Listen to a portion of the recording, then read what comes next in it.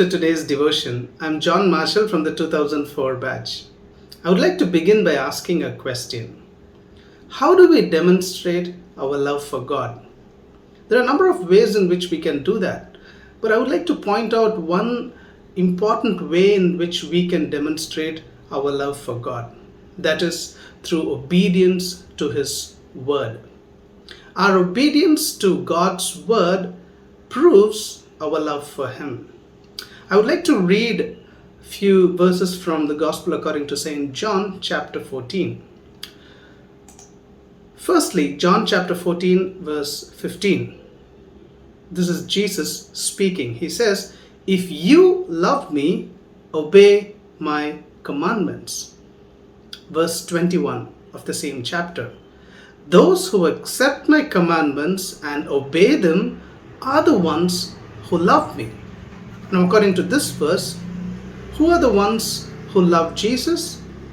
The ones that not only accept His commandments but also obey them. Those who obey God's commands are the ones who love Him. Let me read verses 23 and 24 as well. First part of verse 23 says this: "All who love me will do what I say." Last part of verse 24 says this: "Anyone who does not love me will not obey me." What is Jesus trying to say here? He's basically saying, if you love me, you will obey my commands. In other words, obedience to God is basically a reflection of our love for Him. In other words, loving God means obeying God. We cannot divorce obedience to God from our love for Him. Our love for Him is directly proportional to our obedience for Him. Obedience and love are two sides of the same coin. In fact, we cannot say I love God and I will not obey His commands. That is contradictory. In fact, that is beautifully pictured in 1 John chapter 2 verses 3 through 5. Let me read that passage for you. The Apostle John says this: "We know that we have come to know Him," referring to Jesus, "if we keep His commands. Whoever says, 'I know Him,' but does not do what He commands is a liar, and the truth is not in that person. But if anyone obeys His word, love for God is truly made complete in them. This is how we know we are in Him." Now, there are two important points that I would like to mention here.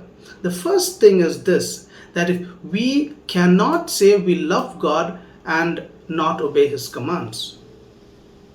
If we do that, we are liars. That is what the Apostle John says.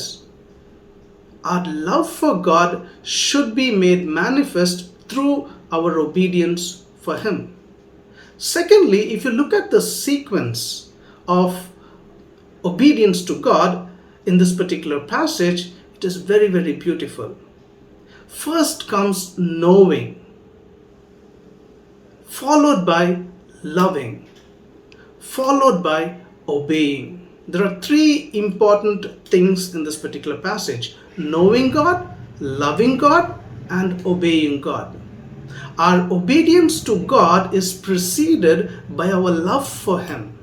And our love for God is preceded by our knowledge of Him.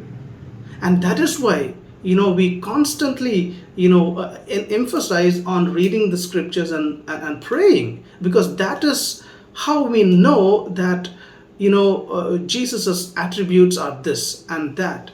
Our knowledge of Him leads to our love for Him, and our love for Him leads to obedience to His word. That is the sequence of how we actually obey God. Our love is always based upon our knowledge of Him, and our obedience to God is always based upon our love for Him. And that is why our obedience to God is not burdensome, right? It is not hard, because our obedience is based upon our love. If our obedience to God is based upon something other than love, then it is very, very burdensome.